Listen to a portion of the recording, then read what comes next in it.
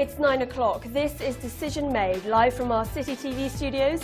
Tonight, some of the candidates standing for election in Weston-super-Mare will try to win you over and, crucially, try to win your vote in 3 days' time. We'll find out the facts about the issues affecting your seaside town. You'll hear the policies of each of the parties, and we want you to be involved too, in our studio audience and at home. And once the candidates have said all they can, we'll ask, is your decision made?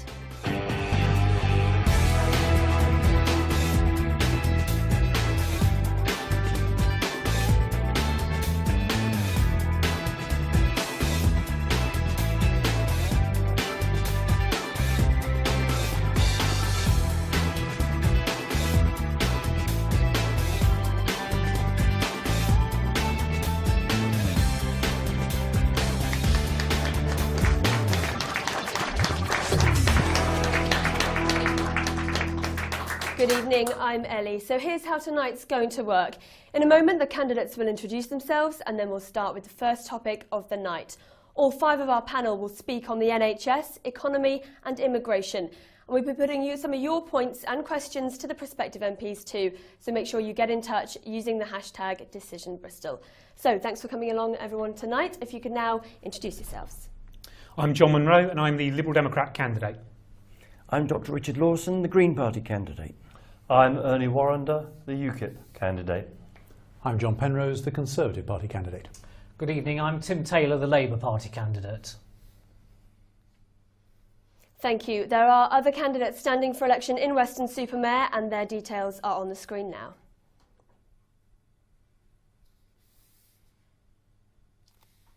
Let's kick off with the first of 3 big topics dominating the election campaign, the economy. The deficit, plans to reduce it and the effect that will have on government spending, business and jobs for local people here. Every party has made different promises and suggested some of the ways they're going to pay for them. But what are the actual figures? Well, to tell us, we brought in an independent fact-checking group to produce special fact files that will guide us through the night. And by the way, if you're watching at home, let us know what you think by tweeting. Remember to use that hashtag #DecisionBristol. Is the economy improving? Are job figures going up? Is the deficit coming down? Full Fact has been investigating the facts behind the news headlines. But are voters really feeling it? Last year, Britain's GDP grew faster than what any other of the International Monetary Fund calls the major advanced economies, that is the G7 countries. There are other European countries, such as Ireland, that are growing faster. So, have living standards risen? Well, this is debatable. Household take-home pay has been lower than it was at the last election throughout this Parliament and is now roughly back to where it was at the start. If you look purely at the Coalition's changes to taxes and benefits, households are about £1,127 a year worse off on average, according to the Institute for Fiscal Studies. Average earnings after inflation are also lower, but there are numerous problems with this measure. If you take the Conservatives' preferred measure of take-home pay, it's actually projected to be higher this year than it was in 2010. The coalition government claims it has created 1,000 jobs for every day it's been in office. This is true. As of January, there are 1.89 million more people in work than there were in the 3 months before the last election. That's just over 1,000 more people in work each day. Most of these people, about 3/4, are in full-time jobs. Well, the questions to the candidates on the economy tonight is, what would you say to the average person on the street in Weston who keeps being told things are much better, but they're not feeling it yet? John Penrose for Conservatives, we'll start with you. I'd say to them that by raising the tax thresholds to take more people out of tax, it's made a huge difference to those on the lowest wages. And I'd also say that by getting more people back into work, it's been transformational for those people. And it's a huge number, as we've just heard. So that makes an enormous difference to 2 really important and perhaps economically more vulnerable groups within Weston's economy. And I think that that sets us fair for a continuing growth. And locally in Weston, you can see that the local economy has been creating more jobs faster than almost anywhere else in the southwest. So it isn't just the national average figures that you've been seeing, or you've been quoting, it's also locally we are doing better than most other parts in the southwest too. Richard Lawson, you were shaking your head there for the Green Party. John Penrose mentions continuing growth. In fact, over the last 5 quarters, growth has been on a downward slide. It's going 9, 7, 6, 5, 4, 3, 2, and in future it's clearly diving. And to take a wider view to the rate of growth of GDP, going back to 1971, we are on a downward slide there too in the UK. So it's very, very interesting that although there is this fetish about growth in GDP, which is clearly unsustainable in that growth means throughput, and you cannot grow forever in a finite space, and the planet is finite, we are actually sliding down. We're failing as on our own terms as an economy. And the outlook is for another recession for the incoming government. Now, the Green Party's answer to recession is to create employment, because this is a hurtful part of a recession. Okay, but what do you say when you say that, okay, John, you mentioned there growth, and maybe big business is feeling that they're comfortable, they can maybe take on more employees, but because and small businesses, but the cost of living has been increasing, so people aren't feeling that in their own pockets. Well, for people who have been employed throughout the whole time, then your piece is absolutely right, that we're just about climbing back to the same levels. I mean, everyone's had to tighten their belts. It has hurt. All of us, I suspect, have felt that. So I'm not going to try and pretend that it hasn't been difficult. We've all had to deal with the economic mess that we inherited. But everybody has now, we're through the worst of that now. And as your piece rightly said, economic standards of living and the take-home pay is now starting to forge ahead. Tim Taylor, the economic mess that we inherited, do you want to respond to that? Yeah, well, we expected to hear that tonight, so that's no surprise. I mean, in 2010, we'd had the worst banking and financial crisis since the Wall Street crash. The Labour Party's programme for getting us out of that was actually commended by the IMF. Yes, they were difficult times, but I feel that we were laying the foundations then of the recovery that's happened. And I think what we've seen in the last 5 years, we've seen the quantity part of it. It's good that there are more people in work, and that's reflected in Weston. But what we're not getting is the quality. We know, for example, in the Weston constituency, 28% of the people who work there earn less than the living wage. Nationally, 30% of people who responded to a CIPD survey said they were overqualified for the work they do.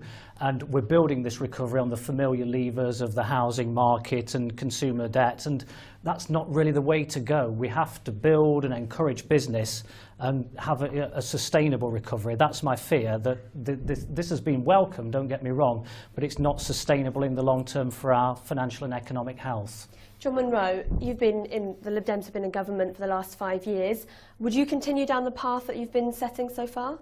Well, we want to continue to grow the economy as we have been doing in government. It's no surprise that John mentions the tax threshold. That was on the front page of the Liberal Democrat manifesto at the last election, increasing the tax threshold. It's on the front page of our manifesto again, because we think putting more money back in individuals' pockets is the right way to go about growing our economy. The Greens are committed to low or zero growth, which will only hurt working people. And the Labour Party, frankly, their lack of taking responsibility for the mess of the country's finances is actually startling. I mean, during this campaign, Tim has commended Gordon Brown's management of the economy, which frankly will strike many people who have been through a recession, who've worked hard, who are coming out of the other side, as astonishing.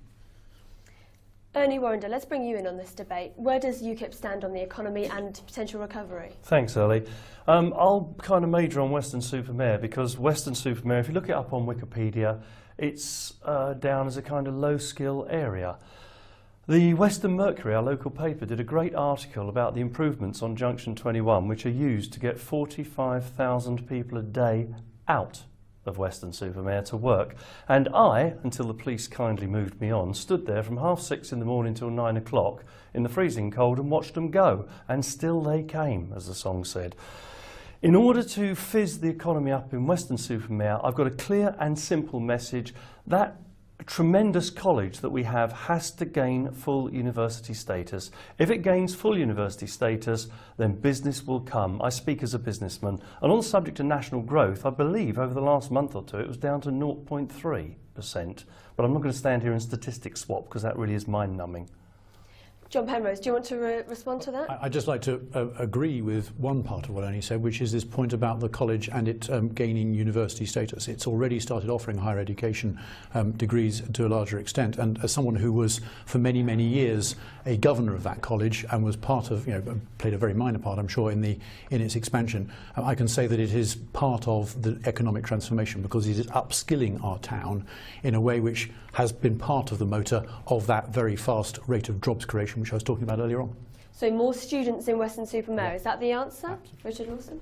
The real need is for jobs directly, and this is a key thing. It is insane to inflict unemployment on people, which is a disease, a terrible thing to cast people unemployed, when there is so much good work that needs to be done. And the primary thing, there are about 20 areas, but the primary thing is to insulate houses, starting with the houses of poor people, insulate every bit of property, keep the warmth inside, to cut fuel bills, to cut our energy imports, and create those jobs because it makes sense. You talk about creating jobs Yes. where people could also stay on their benefits if the jobs are beneficial to sort of the local socio and environment. Is that right? Absolutely, yes. But doesn't that hurt the government in terms of you're propping up jobs? No, it's a win-win-win.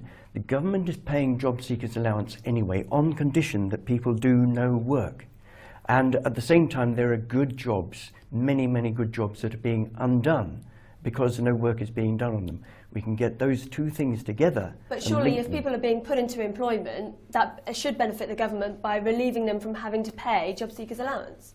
Well, the point is that this will be a slow, gradual transition towards where we want to get to, which is a basic income situation where if you're a citizen of the country, you get a basic income which is enough to live on. Okay, you all agree on creating jobs, but I'm hoping that the differences maybe come from how you're going to do that. Tim Taylor.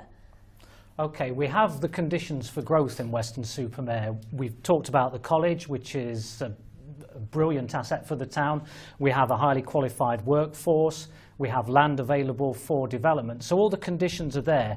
I think what it needs is everybody, the key people in the town, to work together. So it needs the MP, the council, the business community and community leaders all to be rowing in the same direction. I think sometimes we have to make it easier to do business in the town. Sometimes planning permission can take too long. I talk to rural businessmen and they tell me that broadband is too slow, so that hits productivity. So they're the kind of things we have to bring together. You know, we are in quite a good position. I feel the future is promising, but we need to all be working together to make it happen. That would be my solution. So cutting red tape. John Penrose? Yeah, in fact, I'm the person who wrote the policy which the coalition's been introducing for cutting red tape all the way through the last 4 years.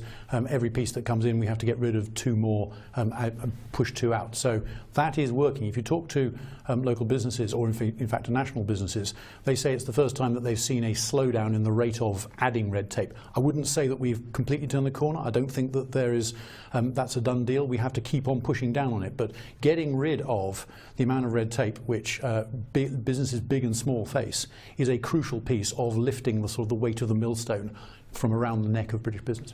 Ernie? Well, that's a classic, isn't it? We've had 3,600 bits of red tape, courtesy of our beloved EU, since 2010. And I mean, there's an absolute great joke which says something like, the Gettysburg Address was about 250 words and the EU directive on tomatoes is about 25,000. You know, the other thing, coming back on Tim's thing on the economy, lovely note they left, wasn't it? The money's all gone. That was funny. So I think that all of them, we've had this sort of pendulum, left, right, Tory, Labour, we'll undo what they did, boom, bust, boom, bust. The time is now coming from true multi-party politics, and democracy will out. And you see the result of that in this election, which for once in our lives is interesting. You see engagement from all groups because there is choice. There is a definite choice. We put together a manifesto that wasn't written by Hans Christian Andersen, and it was actually costed by an economics institute, taken to bits, put back together again, and found it actually works. And I'm a businessman. I don't see a lack of red tape, John. Tim, do you want to come I back think, on well, that? it might not have been written by Hans Christian Andersen, but I think parts of it were written by the brothers Grimm. I think that the situation is promising for Weston. I don't hold with Ernie's views on the EU. I think if we left the EU, that would be a complete disaster for our economy. There are many we are a net exporter of in many areas to the EU. I've got examples here. Aerospace, we have a trade surplus of 2.6 billion with the EU. Why risk that? Why put that under threat? There are big things at stake at this election, as Ernie says, but don't play Russian roulette with our economy by pulling out of the EU. The head of aerospace said it would not affect their business. He actually just quoted as saying that. So I'm sorry, I just obviously many business disagree. leaders, including Sir Richard Branson, would disagree. One thing that the CBI and the TUC actually agree on is our continued membership of the EU being really beneficial to our economy. Liberal Democrats, back to the economy and how you're going to really sort of support it over the next 5 years, if you were. Absolutely. I mean, the fundamental problem with this lurching from left to right and left to right is that you've got the Labour Party who still haven't learned the lessons of the past and plan to try and borrow more than the economy can afford, but you've got the Conservatives who similarly want to cut for ideological purposes only. They would cut the equivalent of the entire schools budget.